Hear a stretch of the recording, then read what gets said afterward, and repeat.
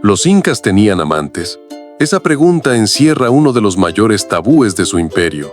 Olvida lo que crees saber sobre el amor y el poder en el Tahuantinsuyo. Los cronistas españoles, en sus escritos, revelaron una verdad que la historia oficial ha intentado ocultar. Las acchas, las mujeres escogidas, eran esposas, concubinas o esclavas sexuales. Prepárate porque lo que estás a punto de descubrir cambiará tu visión de los incas para siempre. En el corazón de los Andes se levantó un imperio que desafió las montañas y el tiempo, el Tahuantinsuyo. Los incas, maestros constructores y guerreros implacables, crearon una civilización donde el orden y la jerarquía eran sagrados. Pero detrás de la majestuosidad de sus templos y la precisión de sus caminos, se escondía una realidad íntima que pocos conocen. Una realidad que giraba en torno al Inca, el Sapa Inca, el hijo del sol, cuya vida privada era un reflejo del cosmos y a la vez un tablero de ajedrez político. Los cronistas españoles, al llegar a estas tierras, quedaron asombrados por la complejidad de la sociedad incaica. Y entre sus relatos surgieron testimonios sobre las acchas, jóvenes elegidas por su belleza, su pureza y, en muchos casos, por su linaje. Estas mujeres, a veces desde muy niñas, eran apartadas de sus familias y llevadas a templos especiales, los Agyahuasi, que significa Casa de las Escogidas. Ahí vivían en reclusión, aprendiendo a tejer finos textiles para el Inca y los dioses, a preparar la chicha, una bebida fermentada sagrada, y a cumplir con los ritos más sagrados del imperio. Pero aquí empieza la intriga. ¿Cuál era el verdadero rol de estas acchas? ¿Eran simplemente esposas secundarias, concubinas, o había algo más oscuro detrás de su elección? El Inca, el Sapa Inca, era la figura central de este imperio.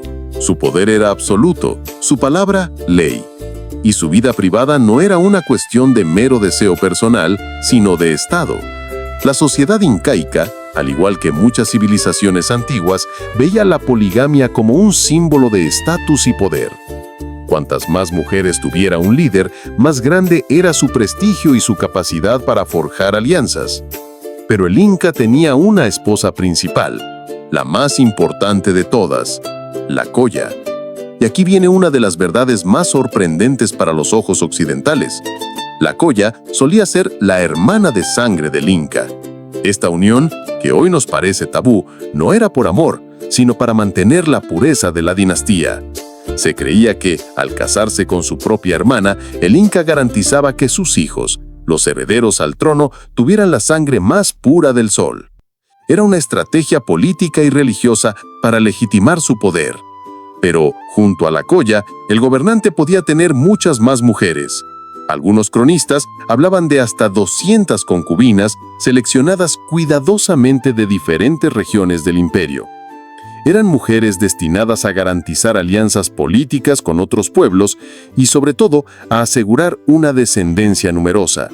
En una sociedad donde la mortalidad infantil era alta, tener muchos hijos era fundamental para la continuidad del linaje y el poder. Lo interesante es que en el mundo andino, nada de esto era visto como un escándalo o inmoralidad. La sociedad estaba organizada de tal manera que los vínculos íntimos del Inca eran símbolos de poder, abundancia y fertilidad. Cada nueva mujer en el harén del Inca representaba una nueva alianza, una nueva región que se unía al imperio, una nueva fuente de recursos. Era una forma de tejer la compleja red política del Tahuantinsuyo. Pero, aún así, queda la duda. Más allá de la política y la religión, ¿acaso el Inca sentía verdadero deseo por estas mujeres o solo las veía como piezas en un tablero de ajedrez político? ¿Había espacio para el amor y la pasión en un sistema tan rígido? ¿O todo era un sacrificio en nombre del imperio? Las acchas, estas mujeres escogidas, vivían una vida de privilegio, pero también de reclusión. Sus Agyahuasi eran verdaderos conventos donde el acceso estaba restringido y su vida estaba dedicada al servicio. Se les enseñaba artes finas, como el tejido de cumbi, una tela de lana de vicuña tan suave y delicada que solo el Inca y los nobles de más alto rango podían usar. También eran expertas en la preparación de la chicha, que se ofrecía en los rituales más importantes del imperio. Pero no todas las saques tenían el mismo destino. Algunas, las más bellas y de mejor linaje, eran destinadas a ser esposas secundarias del Inca. Otras eran entregadas como ofrendas a los dioses o sacrificadas en ceremonias especiales para asegurar la prosperidad del imperio. Y un tercer grupo, el más numeroso, era entregado a los nobles y guerreros más destacados como recompensa por sus servicios.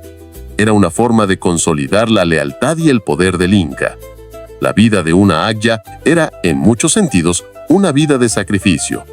Eran arrancadas de sus hogares, separadas de sus familias y criadas para un propósito que no podían elegir. Su pureza era un bien del Estado y su virginidad un símbolo de su dedicación. Pero, ¿qué pasaba con sus sentimientos? ¿Con sus deseos? ¿Había alguna forma de escapar a este destino? Los cronistas españoles, en sus relatos, a menudo se enfocaban en la visión occidental del amor y el matrimonio. Para ellos, la poligamia incaica era una muestra de barbarie, pero para los incas era una parte integral de su cosmovisión. El mundo andino se basaba en la dualidad, hombre y mujer, sol y luna, poder y amor. La unión de estas fuerzas era lo que mantenía el equilibrio del cosmos. Por eso, la vida íntima del Inca no era solo una cuestión de placer, sino de simbolismo. Cada mujer en su vida representaba una conexión con el mundo espiritual, una forma de asegurar la fertilidad de la tierra y la prosperidad del imperio, pero no todo era tan idílico como lo pintaban los cronistas. Detrás de los muros de los Agyahuasi y en los aposentos del Inca, las intrigas palaciegas eran tan complejas como los tejidos de Cumbi. La lucha por el poder y la herencia era constante. Las madres de los hijos del Inca, especialmente las que tenían un linaje más puro, competían por la atención del gobernante, sabiendo que el destino de sus hijos y el futuro del imperio dependían de ello. Un ejemplo de esta complejidad es el Inca Pachacútec, el gran constructor de Machu Picchu. Se le atribuyen numerosas esposas y concubinas, y su vida íntima fue un reflejo de su ambición política. A través de sus matrimonios, Pachacútec forjó alianzas con diferentes pueblos, expandiendo el imperio y consolidando su poder. Pero, ¿cuántas de estas uniones fueron por amor y cuántas por estrategia? Y aquí es donde entra uno de los mayores misterios de Machu Picchu. Este majestuoso santuario, construido en la cima de una montaña, fue un refugio para reyes, sacerdotes y, según algunas teorías, también para amantes. La belleza y el aislamiento de Machu Picchu lo convertían en un lugar ideal para encuentros secretos, lejos de las miradas indiscretas de la corte.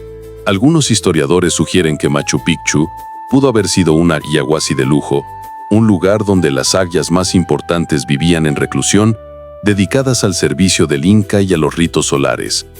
Otros creen que fue un lugar de retiro para el Inca y sus favoritas, un espacio donde podían escapar de las presiones de la corte y disfrutar de una intimidad más profunda. La verdad, como siempre, se esconde entre las piedras y los susurros del viento. El simbolismo solar también jugaba un papel crucial en